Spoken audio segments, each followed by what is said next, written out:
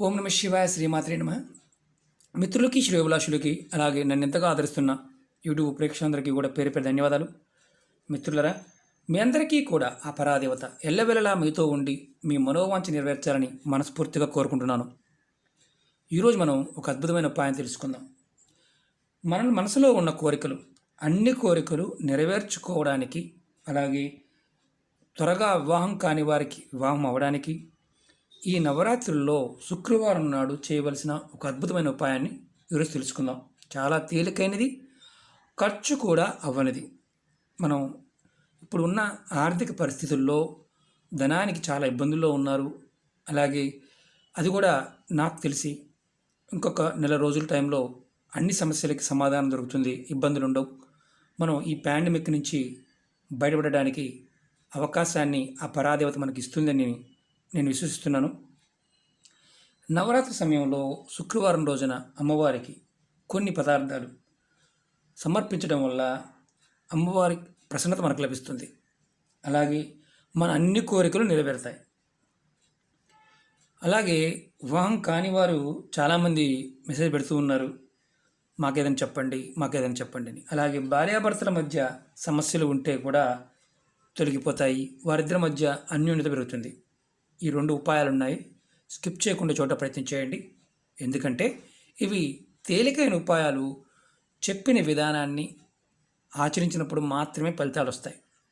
మనం ఇది దొరకలేదు కదా, వేరే దొరికింది, దాని మీద చేయవచ్చా, ఇలా అడుగుతూ ఉంటారు. కావాలని అడుగుతూ ఉంటారు అనుకోండి, అది వేరే విషయం. ఎందుకంటే తాంత్రిక ఉపాయాలు ఆ పదార్థానికి, ఆ సమయానికి ఆ శక్తి ఉంటుంది, అది గుర్తుంచుకోండి. ఈ ఉపాయానికి తమలపాకు కావాలి, అలాగే తేనె కావాలి, ఒక పసుపు కలర్ క్లాత్ ముక్క కావాలి, అలాగే పసుపు కొమ్ము కావాలి. ఈ ఉపాయానికి ఇది శుక్రవారం నాడు చేయాలి. రేపు శుక్రవారం కదా, రేపు ఈ ఉపాయాన్ని చేయండి. అద్భుతాలు అంటే మన జీవితంలో ఒక్కొక్కసారి 2 సెకండ్లోనే జీవితం మారిపోవచ్చు. అలా మారడానికి అవకాశం కలిగిన ఉపాయం. మనం మన పూజా మందిరంలో స్నానం చేసి, ఆడవారైనా మగవారైనా ఈ ఉపాయం చేయవచ్చు. నెలసరి ఉంటే చేయమాకండి. ఇంట్లో కుటుంబంలో నెలసరి ఉంటే కూడా చేయవద్దు.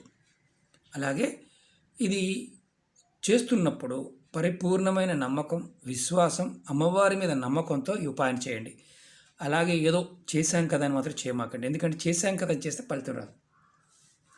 ముందు స్నానం చేసి చక్కగా అమ్మవారి పటం ముందు, అంటే దుర్గాదేవి కానీ, చండీ కానీ, గాయత్రి కానీ, లక్ష్మీ కానీ, అమ్మవారు పార్వతీదేవి అయినా పర్వాలేదు, పటం ముందు చక్కగా ఆవు నేతితో దీపం వెలిగించాలి. గుర్తుంచుకోండి, ఆవు నేతితో దీపం వెలిగించాలి. వెలిగించిన తర్వాత ఇలా తమలపాకు తీసుకోండి, తొడి ఉంచండి, తొడిని తీసేయద్దు, తొడి ఉంచండి. ఇలాగే ఉంచి ఆకు మీద మీరు తేనెని వేయండి. నైవేద్యంగా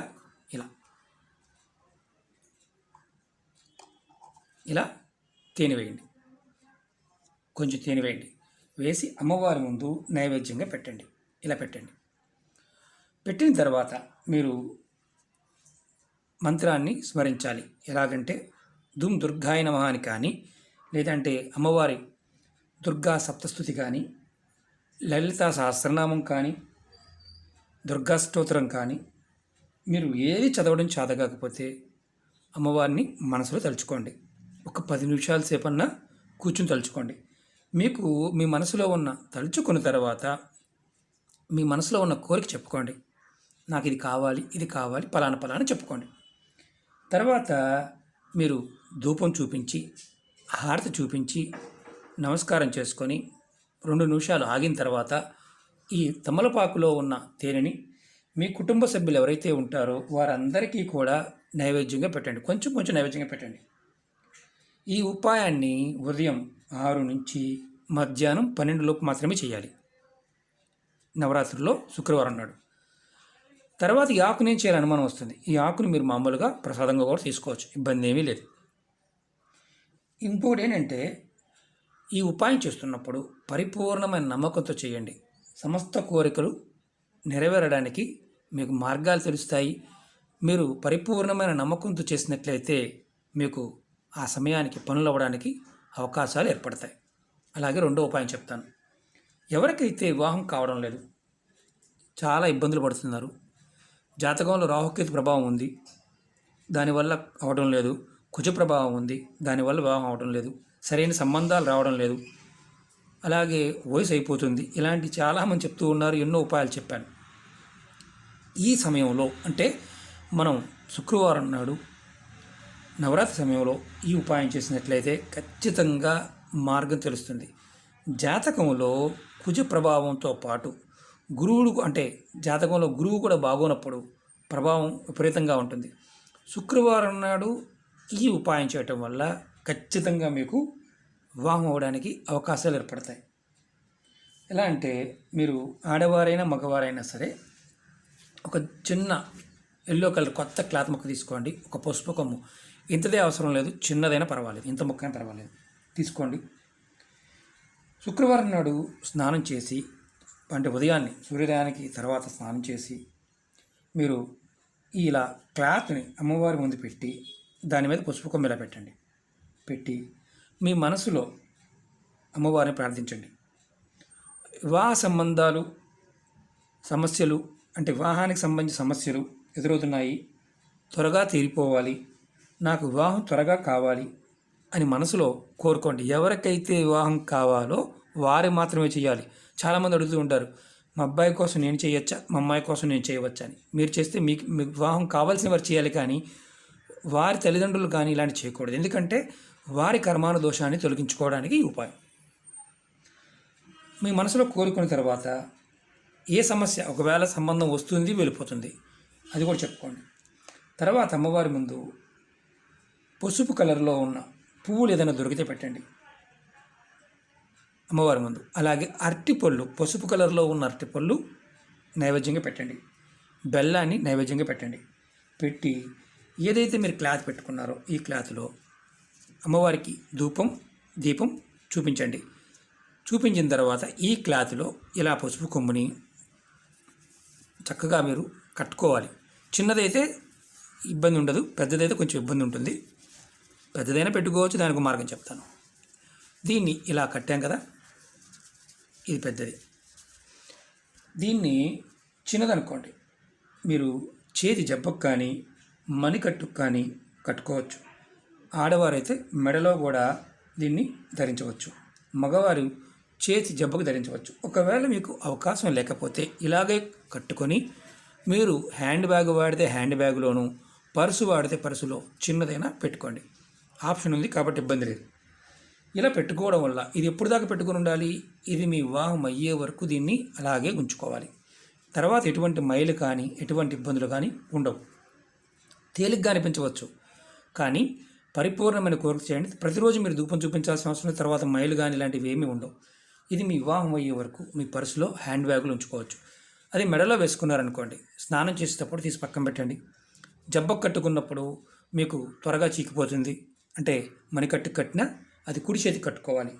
ఆడవారైనా మగవారైనా కుడి చేతికే ధరించాలి కట్టుకోవాలనుకుంటే. అలా కాని పక్షంలో పర్సులో పెట్టుకోండి. ఎందుకంటే స్నానం చేస్తున్నప్పుడు లేదంటే పడుకున్నప్పుడు పాడైపోవడానికి అవకాశం ఉంటుంది. కాబట్టి దీన్ని తావీజులో మాత్రం పెట్టుకోకూడదు, డైరెక్ట్గా క్లాత్లోనే పెట్టుకోవాలి. ఇది చేయండి, ఖచ్చితంగా మీకు వివాహానికి అడ్డంకులు ఏదైతే ఉన్నాయో అవి తొలగిపోతాయి. ఇది ఖర్చుతో కూడుకున్న విషయాలు కాదు, ఇవి తాంత్రికమైన ఆ సమయంలో చేయటం వల్ల ఈ పదార్థానికి ఆ శక్తి వస్తుంది. ఇది పరిపూర్ణమైన నమ్మకంతో విశ్వాసంతో చేయండి. ఖచ్చితంగా వివాహానికి సంబంధించిన అడ్డంకులు తొలగిపోతాయి. రెండో వివాహం చేసుకోవాలనుకునేవారు కూడా ఈ ఉపాయాన్ని చేయవచ్చు. ఓకే మిత్రులారా, మీకు ఈ వీడియో నచ్చినట్లయితే లైక్ చేయండి, నా ఛానల్ సబ్స్క్రైబ్ చేసుకోండి, గంట సింబల్ని యాక్టివేట్ చేసుకోండి, 10 మంది మిత్రులకి షేర్ చేయండి. అలాగే అనేక రకాలైన సమస్యల మీద వీడియోలు చేయడం జరిగింది. మీరు నా వీడియోస్లోకి వెళ్ళి చాలామంది నోటిఫికేషన్స్ రావడం లేదని మెసేజ్ పెడుతున్నారు. ఇప్పుడు వాతావరణ పరిస్థితి వల్ల అలా ఉండవచ్చు. లేదా మీరు నా వీడియోస్లోకి వెళ్ళండి, నా వీడియోస్లో కొత్తగా పెట్టిన వీడియోస్ చూడవచ్చు. మీరు కొత్తగా చూసేవారైతే ఛానల్ని సబ్స్క్రైబ్ చేసుకున్న తర్వాత పక్కనే ఉన్న గంట సింబల్ని యాక్టివేట్ చేసుకోండి. నేను ఏ పోస్ట్ పెట్టినా మీకు నోటిఫికేషన్లో వస్తుంది. అలాగే పాత వీడియోలు కూడా నా వీడియోస్లోకి వెళ్ళండి, మీరు ఆచరించగలిగే వీడియోని చేయండి. ఆ పదార్థము ఆ సమయము మీకు వీలైతేనే ఆ పదార్థంతో చెప్పిన విధంగా చేయండి. అలాగే వీడియోని పూర్తిగా ప్రయత్నం చేయండి. నేను 1-2 సార్లు వీడియోలో ఎక్స్ప్లెయిన్ చేస్తూ ఉంటాను. ఎందుకంటే ఇవి తాంత్రిక ఉపాయాలు. ఒక్కొక్కసారి నా భాష అర్థం కాకపోవచ్చు, నేను స్పీడ్గా చెప్పవచ్చు, ఒక్కోసారి మరీ స్లోగా చెప్పవచ్చు. కొంతమందికి స్పీడ్గా అయినా అర్థమయ్యేవారు ఉంటారు, కొంతమందికి స్లోగా చెప్తే అర్థమయ్యేవారు ఉంటారు. కాబట్టి అర్థం చేసుకొని చూడండి.